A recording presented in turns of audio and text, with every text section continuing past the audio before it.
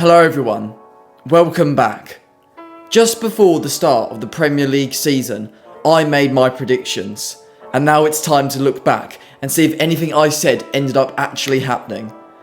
We'll also be looking back at each team's season to see exactly how things went. So let's start looking back with 20th Southampton.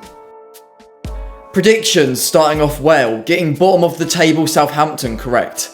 Like many people, I wasn't expecting much from the Saints, but to have one of the worst seasons in Premier League history is still shocking.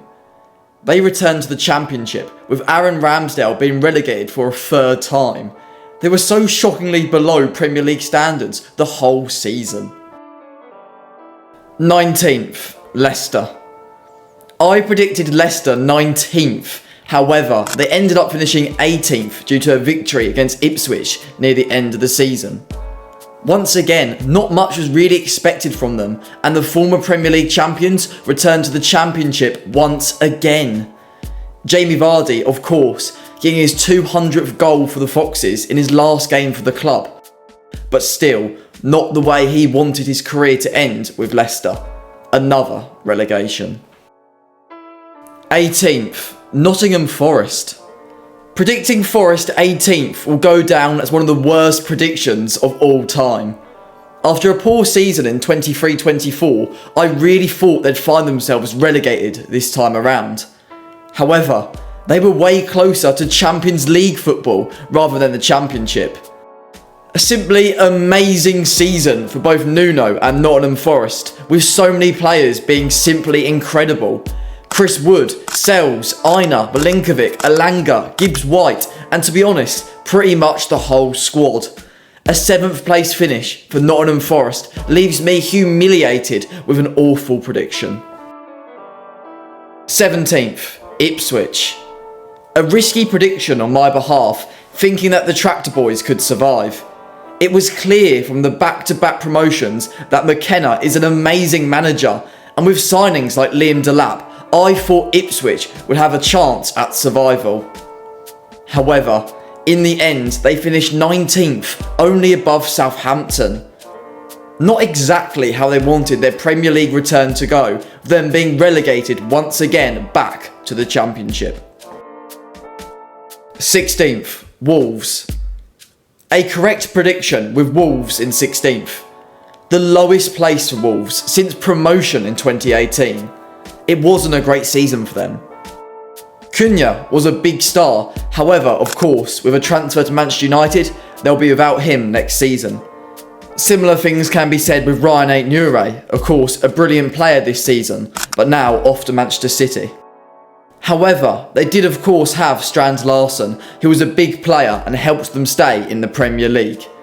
However, still not a great season for their standards, and you'll have to question if they'll stay safe next season. 15th, Fulham. I wasn't expecting much from Fulham this season. However, they did perform better than I expected, finishing 11th. Anthony Robinson was a huge part of their season with 10 assists in 36 games. Overall, pretty decent from the London side, and Marco Silva has shown his team are ones to watch next season. 14th, Brentford. I predicted Brentford to finish 14th, but in reality, they managed to finish in the very middle of the table in 10th place. Once again, a fairly decent season for the Bees. And Mbeumo, a huge part of their season, 4th highest league scorer with 20 goals, and Wissa, 6th highest with 19 goals. A really strong season, and Brentford starting to look like a strong team who want to stay in the Premier League for a long time. However, with Thomas Frank leaving to join Spurs, and Mbeumo looking to do the same, and Wissa potentially leaving the club, who knows what might happen next season. 13th, Bournemouth. Bournemouth are another team who surprised me this season. 9th place for them, and what a season I must say. Some big results, like a huge win at St James's Park versus Newcastle. We've seen players who have been incredible this season, like Kluivert and Kerkez. And of course, young star Dean Huijsen, who's now left for Real Madrid, giving Bournemouth a healthy profit. A very good season for the Cherries. 12th, Everton. I expected 12th for Everton, however, they fall just below that in 13th. Sean Dyche was of course sacked by the Toffees in January, however, that then led to the return of David Moyes, who's been pretty good since returning to Everton. The Scotsman helped them remain safe and secure in the Premier League and avoid relegation. We also saw a decent send-off for Goodison Park with a victory over Southampton.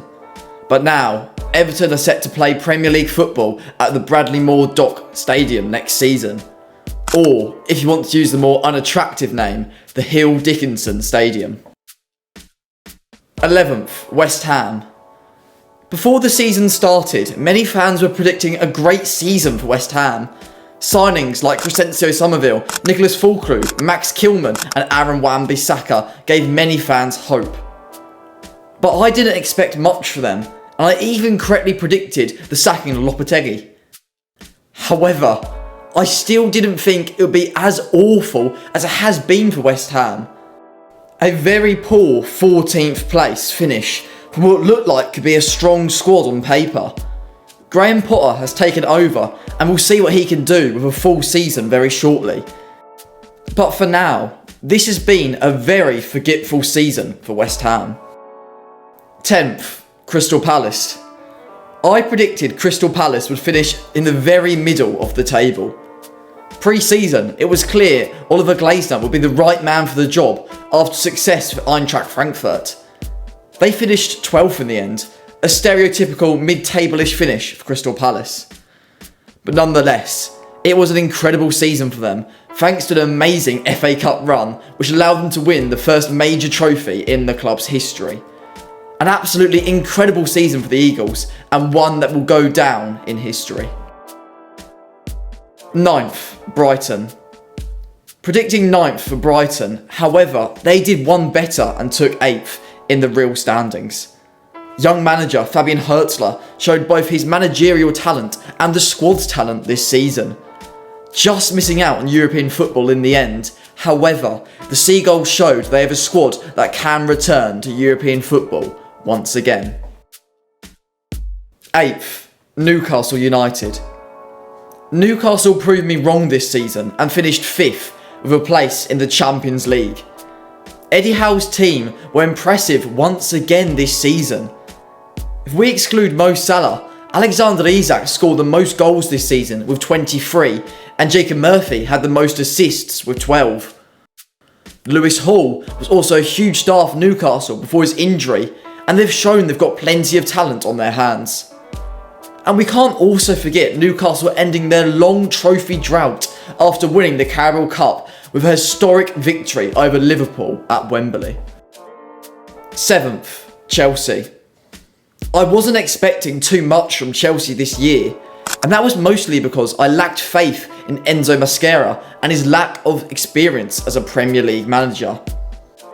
However, both he and his squad proved me wrong, as Chelsea started the season off incredibly well, and despite a dip in form mid-season, they stepped up once again near the end to take 4th and seal a return to Champions League football. They also managed to succeed in winning the Europa Conference League as well, a big victory for Mascara, which shows he believes he can bring more trophies to the London side. A lot of young talent and a lot of potential in this Chelsea squad. 6th, Spurs. Another awful prediction with Tottenham. Despite expecting them to be 6th, the reality is Spurs finished 17th with 22 league defeats. An absolute historical low for Spurs and a real embarrassing season for them in the Premier League. However, despite all that, they ended their trophy drought after winning the Europa League over Manchester United with Ange Postecoglou proving he wins things in his second season at clubs. An absolutely terrible finish with 17th, but still, Spurs will play Champions League football next season. But it will be under Thomas Frank instead. 5th, Aston Villa. Villa ended up finishing one place below my predicted in 6th place. They were, of course, on track for 5th and a Champions League spot, until a defeat to Manchester United on the last day of the season. A result that was extremely controversial thanks to a disallowed Morgan Rogers goal. But it's fair to say, without an incorrect decision from a few years ago, Aston Villa wouldn't be in the Premier League at all in the first place. So perhaps this was just a little bit of karma for the villains. But nonetheless, it's a decent season for Unai Emery's team, which they'll hope to build on next season, despite missing out on Champions League football. Fourth, Manchester United. Another poor prediction, as I expected Manchester United to finish fourth this season. As we know, this ended up being an awful prediction, with Manchester United having one of the worst seasons, if not the worst season, in their Premier League history. Ten Hag being sacked, Amorim unable to save them so far, serious debt, rats and floods in the stadium, staff sackings and outrageous budget cuts. This hasn't been a good season for Man U.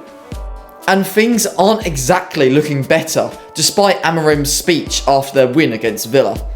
Sir Jim Ratcliffe plans for more budget cuts, and finishing 15th in the Premier League and the defeat to Spurs in the Europa League means no European football next season.